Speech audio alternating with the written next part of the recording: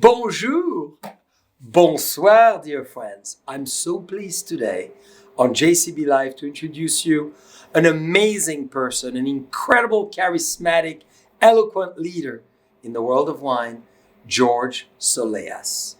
He is visiting California. He's the president and CEO of the fantastic LCBO, one of the biggest leading retailer in the world of wine and spirits from Ontario, Canada. So George, welcome. Bonsoir, mon ami. Bonsoir. À Buena Vista aujourd'hui. Oh, it's exciting to be here. I'm just delighted to be with my friend Jean-Charles Boiset here at Buena Vista, and I was looking forward to this. Oh, and look at that. And dear friends, I've asked impromptu to George, would he accept to tell us about all the great things he's doing in Canada and leading a billion and billions of sales of a company, one of the most professional in the world of wine, as well as, we hope, a little bit of his path and history, because he has an incredible journey from the moment he came historically from Greece to Canada. So, George, welcome. What a better way to start this with a bubbly. Thank you. Thank you for inviting me. Always. I'm so excited to be here. And dear friends, over 20 years of friendship, I've had the pleasure to see George from leading one phenomenal department at the LCBO to today running it. So this is the ultimate American dream. You're absolutely right. You know, I've been coming to California for 36 years now. My first visit was in 1986. And I can tell you, it is probably the number one destination for me in my entire life. And my family as well.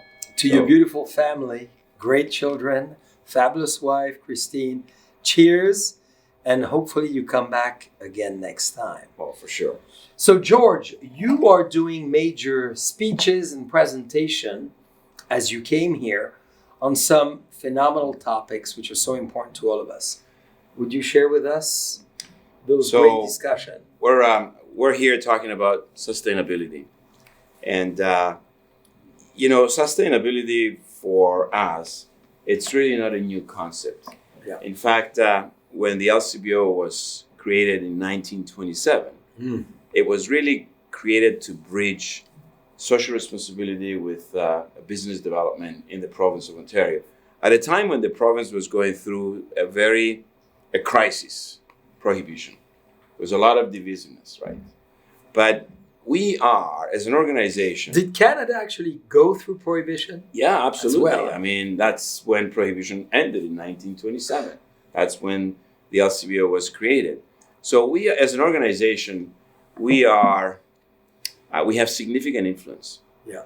We are, as you said, one of the largest retailers and wholesaler of beverage alcohol in the world. Yeah.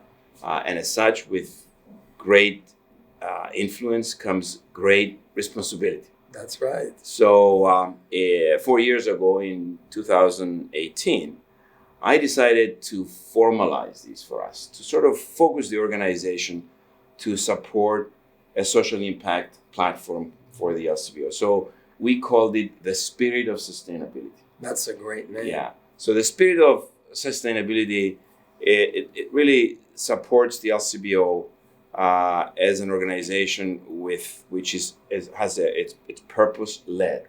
It is a purpose-driven organization. So through what you and I talked about before, through our good people, good planet, and good partners. The 3 Ps. The 3 Ps. We've made a commitment to the province. Yes. To support the environment as well as the social needs of the province. And at the same time, we made a promise that we're going to do it in a way that in the future, whatever we do is sustainable, it is equitable, and it has a positive impact on the province's diverse communities. So you one of the only one in the world that I know of that scale that has made such a promise and a commitment. So from the promise to the execution, how are you doing this? That's a very good question, because I always say that whatever is worth doing, Yes. it's worth measuring. Yeah. Yes. So That's where the PhD comes in. Yeah. We'll talk about that shortly. Look, I think it is critical, and I say this to my leaders at the organization as well as to other leaders, is that you really need to create specific, measurable commitments and key performance indicators that you're able to measure and you're able to report on those KPIs to the stakeholders, to your own employees, to those that you're asking to implement sustainability. And one of the things that I found is that it really has to be led from the top. Yeah. So it has to, the culture of sustainability needs to be weaved within the organization at every level. And you really need to create or cultivate a culture to the core. Mm-hmm. It has to become a core value. It has to become a way of life. And it's not easy, because now you're talking about culture. Culture is not an easy thing to change. That's right. But it is, as they say, culture, it's strategy for breakfast. So you really need to make sure that that culture is instilled and it is driven all the way from the top. And this is what we've done. We created advocates and ambassadors and champions and helpers all the way down the tree. Mm-hmm. From you all the way down. Now, how do you succeed, and how long does it take in an organization where you employ how many people? 11,000 employees. Wow. We have 680 stores in the province of Ontario. 11,000 employees. Amazing. We buy products from 84 different countries. We are the number one export market for California. We're very proud of that. We're very proud of the relationship we have with the California wine industry. Mm-hmm. And I can tell you, we're also very proud. And we thank you so much for that as well. Our pleasure. I think it's been a fantastic partnership, Jean-Charles. And I can tell you that we're also very proud of the innovation that comes out of California in the area of sustainability. I know a lot of it is coming from the ground up. Yes. The Californians are looking at green building methods. They're looking at energy and water conservation. They're looking at habitat restoration. There is a lot that is being done. Yes. I think that needs to continue. If we're going to have an impact on climate change, which I know you guys have suffered the consequences over the years here in this but state. It may need to go to that extreme for people to realize how important it is, sadly. Well, you're right. I think it's when it hurts that we react. Yeah. I personally think that we need to make sure that people understand the consequences of not doing anything. That's right. And then the benefits of whatever needs to be done to the people, the planet, the earth, the business, the brand. And you've done an amazing job here, which I would love for you to share. When I met George, he was in charge of all the supply chain, the logistics, and the analysis of every product coming into Ontario. I mean, it was a major job. And he was running that whole business. And we had big discussion on carbon footprint, emission, reduction, alternative energy, all the things that we talking about today. It was 20 years ago. Right. And George, you implemented some new programs to make us as producers realize that we got to produce differently, and we're going to bring just simply as a bottle lighter glass to the market. So give us some examples of all the things that has helped, dear friends, the world of wine move forward.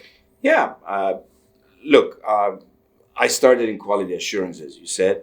And one of the things that we did then was to set standards for certain pesticide residues and other contaminants that were actually lower than the Food and Drug Act and regulations in Canada. And I know that there was a lot of pushback by the industry at the time, but we worked with the industry. We didn't just implement it overnight. I believe in incrementality. I believe in doing things incrementally and in a collaborative way. That's his Greek background, coming from Socrates Plato, and many other great philosophers. And we're going to go to philosophy shortly. But Jean-Charles, I can tell you that it did work. We work very closely with our partners, and as I always say, the suppliers and the agents and the producers are our partners. That's right. If you do well, we do well. We're not regulating. We are a retailer, as you know. We're not a manufacturer. Mm-hmm. So we have the philosophy of customer centricity, of collaboration, of accountability. That's really our vision.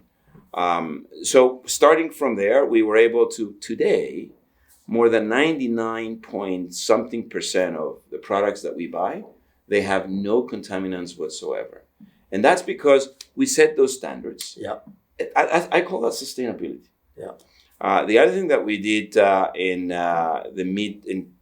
2010 or so is we decided to work with the industry to roll out a lightweight glass bottle. That's right. And we spoke to glass producers. We spoke to the industry. We did a lot of work behind the scenes. There's a lot of science on the 420 gram lightweight glass bottle before we rolled it out. And we started with a 750 ml format at $15.95 Canadian dollars or lower. And gradually we moved $1 up and another $1 to, we're now at $18.95. But we also moved to the other formats, to the liter and a half. That's it. And that is, we have a 95% compliance today on the lightweight glass bottles. But what's really amazing is that this year, yes, we were able to reduce our greenhouse gas emissions by 25 tons, which is incredible. So I always say that we've just started. Another thing that we have done, as you know, is we implemented the Ontario Deposit Return Program. That's right. Along with what we call the Blue Box, which is something we put on the curbside, every once a week, and you can put your as a consumer. As a consumer, Blue Box. So we're now in the low 90s of recycling glass, which is phenomenal. Yeah. So last March, I'm so excited. Last March, we celebrated the 5th billion return. Fantastic. This is fantastic. Yeah, and this, the end of 2023, we will be eliminating in Ontario the one-time or single usage of plastic. And in addition to that, 2 weeks ago, my team and I made a commitment through Tree Canada to plant 91,000 trees this year, and we've already planted 125 in 1 hour 2 weeks ago. And I think a lot of that planting is happening right now.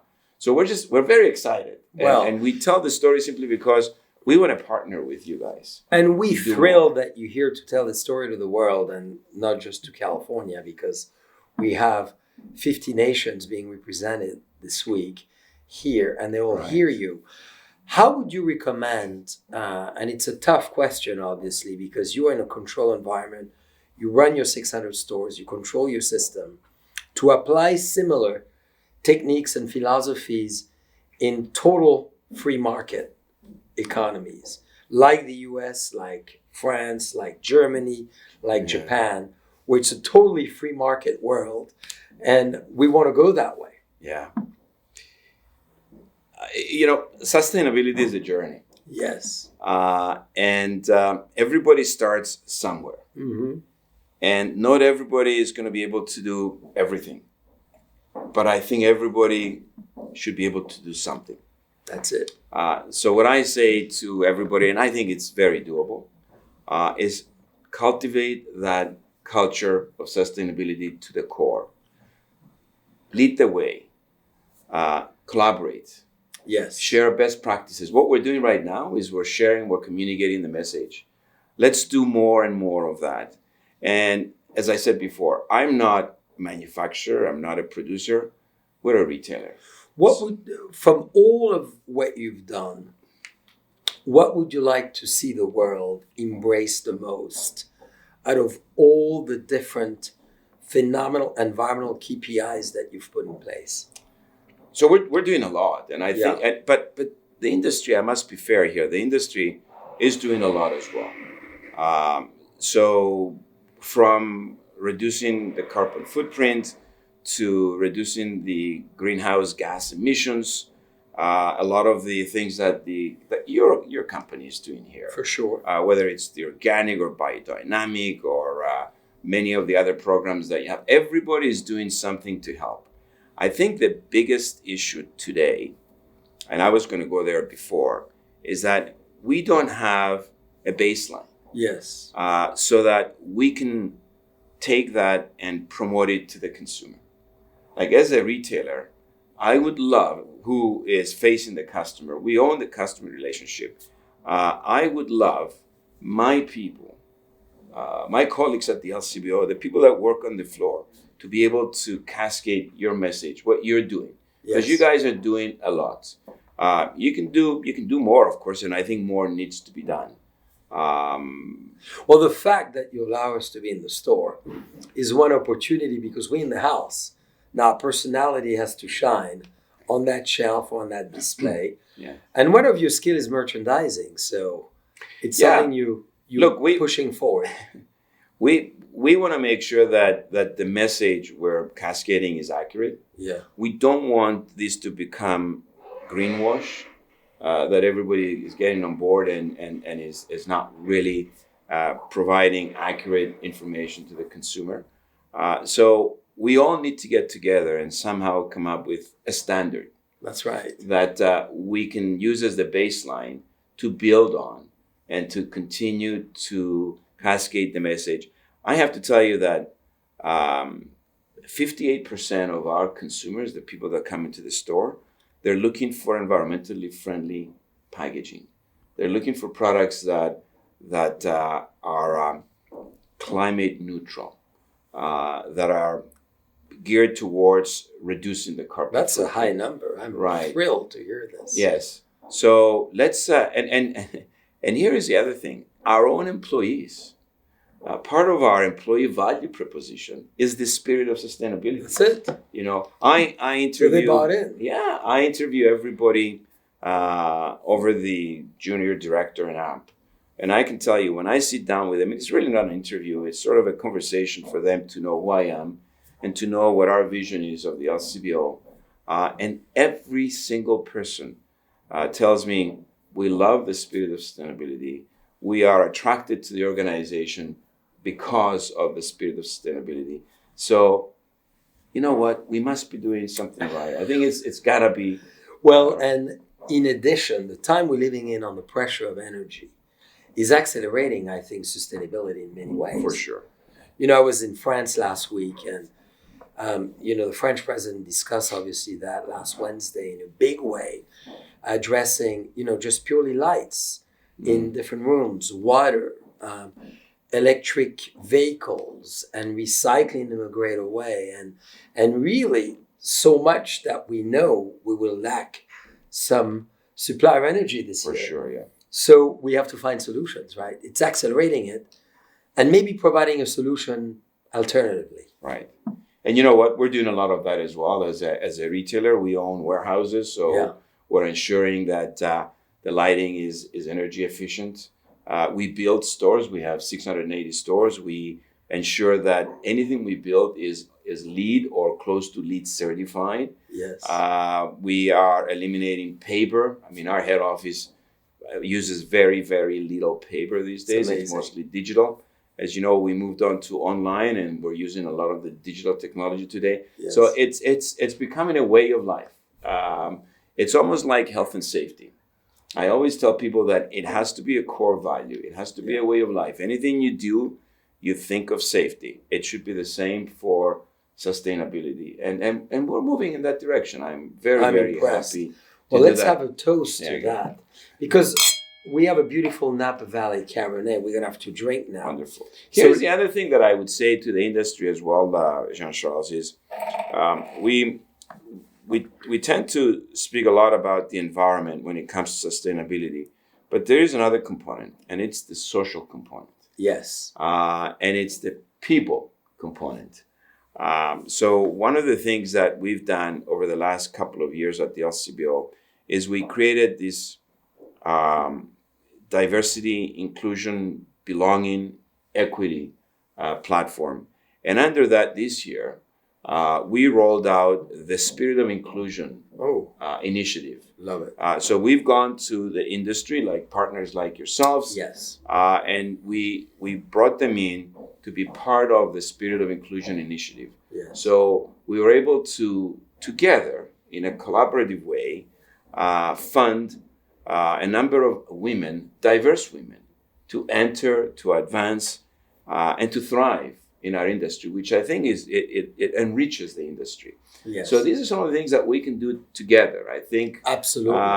Aside from obviously the environmental things that we can do, that component of the spirit of sustainability for us is very, very important as well. Mm-hmm. We're very excited about this, and dear friends, we have big news that will come in this fabulous marketplace of Ontario, maybe mid next year, on some unity messaging that we'll be doing together, which I'm very excited about. Now, ultimately, too, I mean, you're a true wine man. You've done your PhD in multifacets themes that you should explain. Ultimately, as well, sustainability improves the quality of the content, the quality of the product. So what is so exciting when we talk about sustainable farming, when we talk about sustainable winemaking or organic, we are improving fundamentally the intrinsic quality of the taste. That's exactly true. Those 3 Ps, if they're done right, they produce not only great quality of product, but also greater profit. That's it. I mean, I've always said that if you can get the 3 Ps right, the 4th P, which is profit, is going to happen. We've had some phenomenal years at the LCBO the last 3-4 years. We started this in 2018. We kept our foot on the pedal in every area of those 3 Ps. And my team is incredibly engaged with this. And we have seen our bottom line grow as well. And I know them well, and they are very focused on it. Give us the top line of the whole LCBO in sales. So we are at about $7.5 billion in sales a year, of which $2.5 billion is actually net revenue, which we transfer back to the province of Ontario. And that money is used for, again, this is sustainability. It's used for education, healthcare, infrastructure projects. So it's a great organization. It really is a great institution. We're very proud of it. I think I would say that the last 5-6 years, Jean-Charles, the organization has moved to different levels. The last couple of years, they were probably the most transformative years of the organization. We moved into a brand new head office. We built a brand new best-in-class store. I don't think you're going to see anything like it. Number 217, if I remember. Queen's Quay, that's right, yeah. We rolled out a brand new online platform. We have a brand new loyalty program with Aeroplan. We moved into a brand new third-party facility. And all of that during the pandemic. And we've just celebrated 95 years. We had our 95th anniversary 2 weeks ago. So we are really building the foundations for the next 95 years. Which is amazing as the biggest contributor to the province, probably. So when is the book coming out? Not yet. So you got to finish this lovely this sparkling wine from Carneros, because we're going to try Napa Cap. You talked about diversity. George, we've been very fortunately friends over 2 decades. And I know George's history, and I've asked him if it was okay for him to share it with you, because when you talk about diversity and you talk about climbing up and integration and getting into a foreign land with nothing, and look at where you are today. So would you be so generous for everybody to be inspired by your journey? When you came in from Greece, because you came in from the beginning of our civilization, dear friends. Let's talk about Greek gods. He's one of them. And if you were a Greek god, which one would you be besides George? Well, I wouldn't want to be Zeus. Well, I couldn't come too close to you. You know what? First of all, I want to say that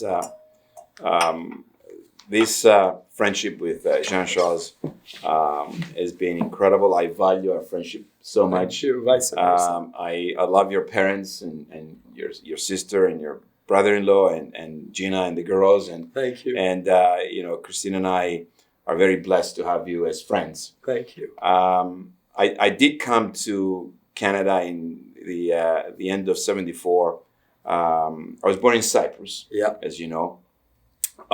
Became a refugee after the invasion of the island By the Turks. by the Just Turks. That's right. a moment of history, Right. dear friends. In case you So- don't know, it was pretty violent, but today is more peaceful. Yes, absolutely. It's behind us, but I'm also blessed to have immigrated to one of the best countries in the world, which is Canada. Yeah. I mean, us North Americans, we don't realize how incredible it is to live in these two countries, Canada and the United States. That's right. And I had the opportunity to work in restaurants. My background was in the hospitality industry, so I worked. But came with virtually nothing. Absolutely nothing. In fact, I have to tell you that during the after the war, I ended up in a refugee camp, and my parents and I, once or twice a week, we would drive to a refugee distribution center to find clothing. And we would pick up whatever was donated by other countries and bring it home. So when we got the okay to come to Canada, each one of us had a suitcase. And in that suitcase, I put everything I collected from that refugee distribution center, which came from Canada. So I actually brought it back. In fact, I still have a blanket, which I said to my wife, you cannot dispose of these. This is going to go with me. But anyway, that's in many ways what we call destiny or fate. It's Who knows? fate. I think though you're given opportunities in life. Yeah. And I was given the opportunity to come to Canada, and I was given the opportunity to work and go to school. And I was ambitious, and I knew that if I am persistent and resilient, I will get somewhere. I never thought that I would get to where I am today, but I knew that I will get somewhere, and I will try as hard as I can. And I had incredible parents who, they lost their jobs as well, so they had to work and start again. Exactly, start again. That's right. Which is crazy. So I was educated at McMaster University. I did my undergrad in biochemistry. I took a job with the Ontario wine industry, and then I did my diploma in enology here at UC Davis. Went back and did a PhD, a master's and a PhD at the University of Toronto. But I've always studied alcohol. I've always I looked at the anti-carcinogenic and anti-atherogenic effects of red wine polyphenols, the positive and negative effects of alcohol. Yeah. I think you have a copy of my thesis. Of course. It's on my desk at home in Burgundy, as you know. Yes, it was a lot of fun. This is a Bible, by the way. This is unbelievable. But I tell you, my journey before and during my LCBO years has been anything but a straight line. Yeah. I started in quality assurance. I moved on into supply chain. Well, before you did that, though, you talk about hospitality when you were doing your studies. To make a living, you work in restaurants. And you know what? I loved every minute of it. I always say, well, I understand why, because you met your dessert. I did meet my wife at her father's restaurant. The ultimate dessert. But I have to tell you, Jean-Charles, that, and I say this to my people as well, if you want to learn customer service, you really need to work in the hospitality industry. That's right. You really need to work as a server, as a waiter, because it's the best way to learn customer service and to understand what is appreciated by the customer. Yeah. So that to me really shaped, I think, the way I think about customer centricity. That's it. It's always been, even when you were in the supply side, always quality assurance. We had was customers. Always the centerfold of Yeah. your approach. Yeah. Whatever you do, and I say this to my people, whatever you do, you have customers. Yeah. You're leading and you have customers. So make sure that you understand customer centricity. Make sure you're collaborative. Make sure you hold yourself and the others accountable. It's a two-way street. And that's the philosophy, that's the vision we implemented at the LCBO. Now, George, your phenomenal life, how do you account such a success? You've been very focused. You've worked really in one company over the last 29 5 years. 25. Yes. So it's pretty impressive. Give us, many of all of us are reassessing after this pandemic what we do, how we do things, how we live our life. I know you very well. You've been extremely focused and disciplined. Give us a little bit of the keys of your success. I love what I'm doing. Yes. It's a passion. It's my passion.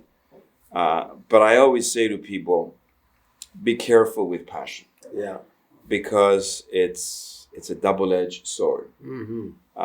You really need to know how to dial it up and dial it down. Mm-hmm. There are times when you really need to show your passion, and that's great. And passion is good, but there are times that you have to be careful because you can come across as intimidating, Yeah. or arrogant, or I know it all, and people shut the door. That's right.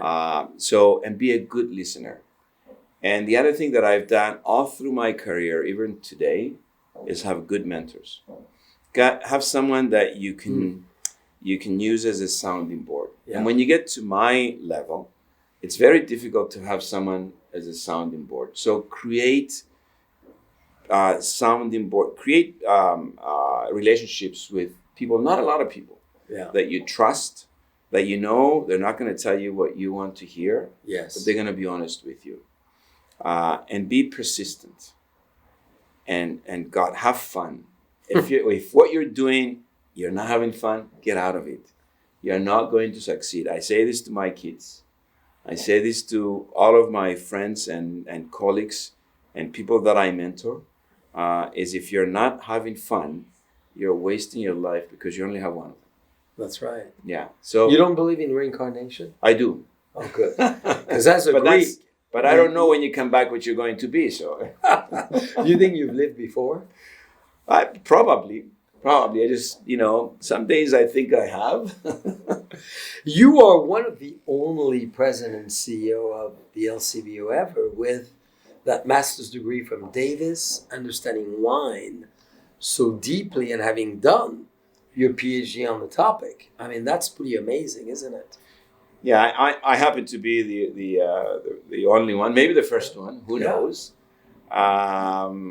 Look, I think that the organization has done very well. Sure. It's 95 years today. We've had an incredible story. My job is to raise the bar and to continue elevating the organization and to really build the organization of the future. By the way, one of the things that we're doing today, Jean-Charles, what I'm very proud of, is that we are embarking on what we call the future state modernization of the LCBO. Many organizations So today, already thinking about the future even more. well, you have to. As a CEO, it's not about you. It's about the organization and the future of the organization. So, as you know, many organizations today, they rely on outdated technology. Yes. Based on legacy languages and legacy systems. And we're no different than that.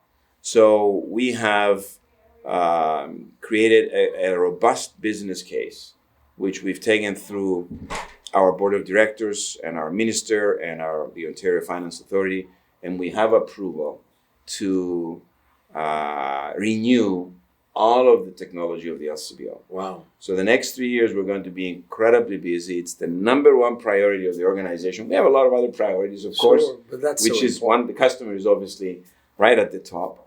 But this is something that I believe needs to be done for us to be viable in the future and to actually be much better than what we are today. Well, congratulations for that. So, as you're reaching for your glass, you're a doctor of wine.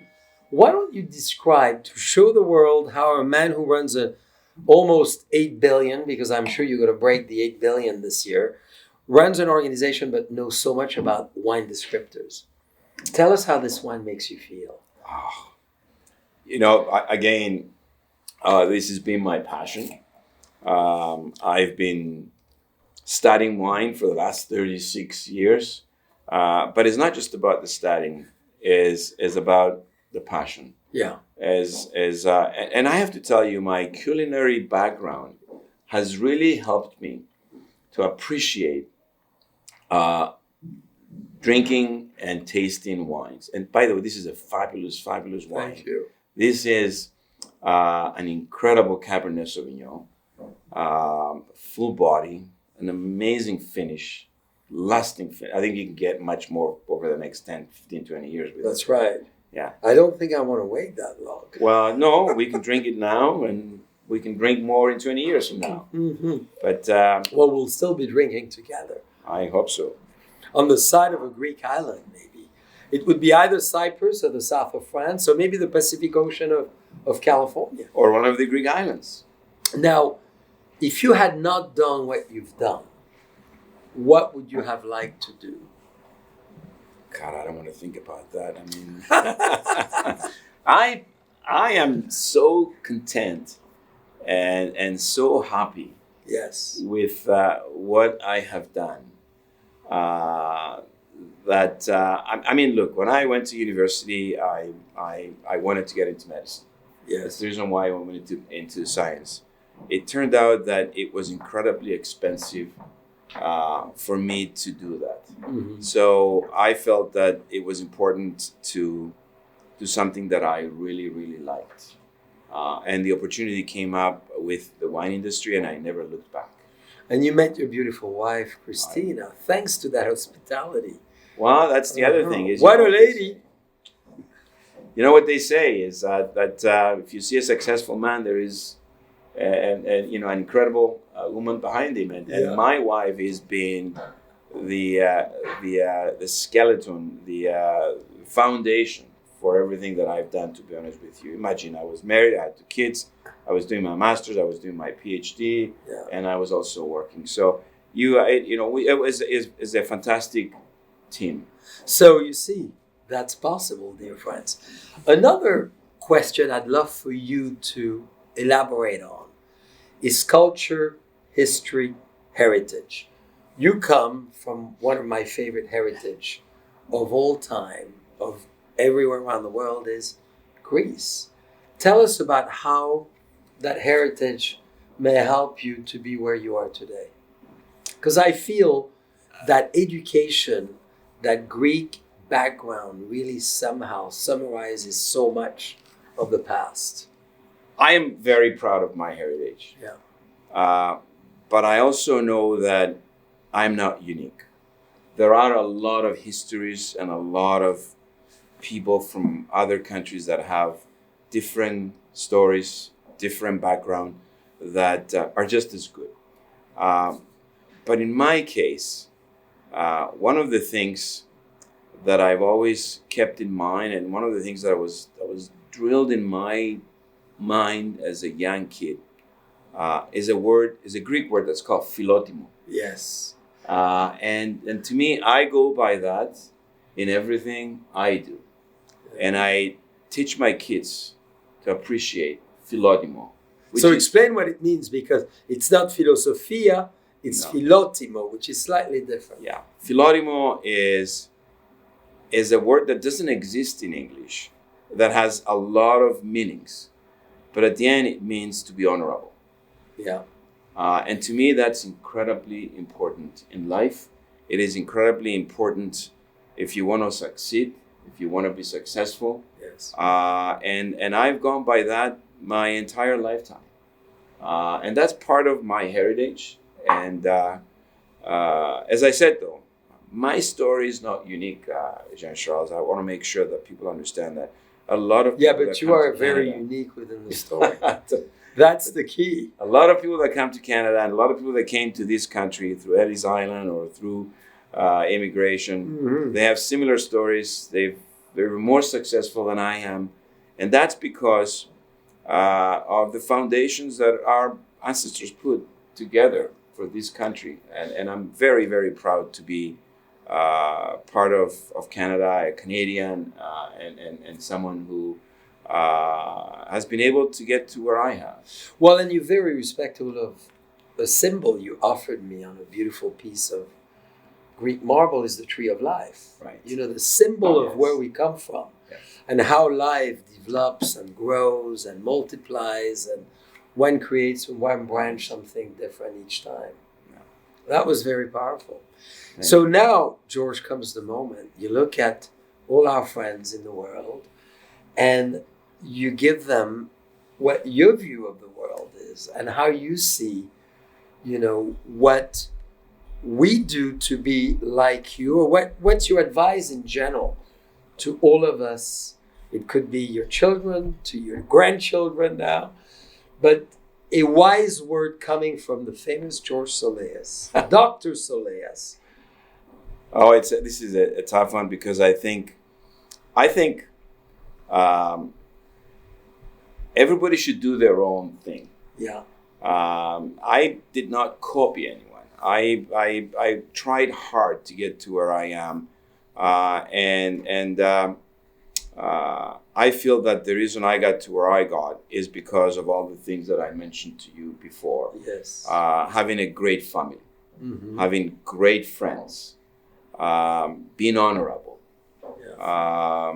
having great mentors, listening. I think all of that, and there is much more that you really need to do. I've always said to people, as I said before, if you want to do something, go for it. Don't hold back. Take some risks. I think taking risks is not a bad thing as long as they're calculated. I've taken risks. Yeah. And thank God they helped me to get to where I am. So that would be my advice. Everything that I said before, but don't be afraid to make mistakes. In fact, that's how we learn, and that's how we get better. And that's the way I looked at it. I take the risks that I know if I make a mistake, I can fix it and move on. Yeah. And there's another thing that is important is you have such great style. and we have something in common. We do dear have friends. something in common. Look at that. I knew I should come with my Red Sox today. So This is the Red there you Sox go. Society. Thank you, I love George. it. Thank Well, you. Thank you. Can I thank you so much on the behalf of all of us, having been with you for the last 45 minutes, spending such quality time, dear friends.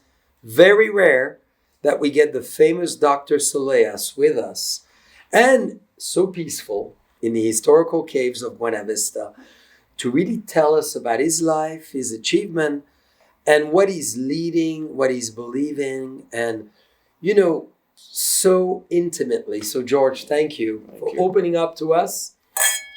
To the next 20 years. To the next 20 years, to our friendship. Absolutely. Thank you for hosting us here. To Filosofia and Philly. It is an incredible place to be visiting and to be, doing this interview. Well, you're home at all time. Thank you. To Canada, to America, and to the world of possibilities. We'll drink to that. Thank you. Cheers. Cheers.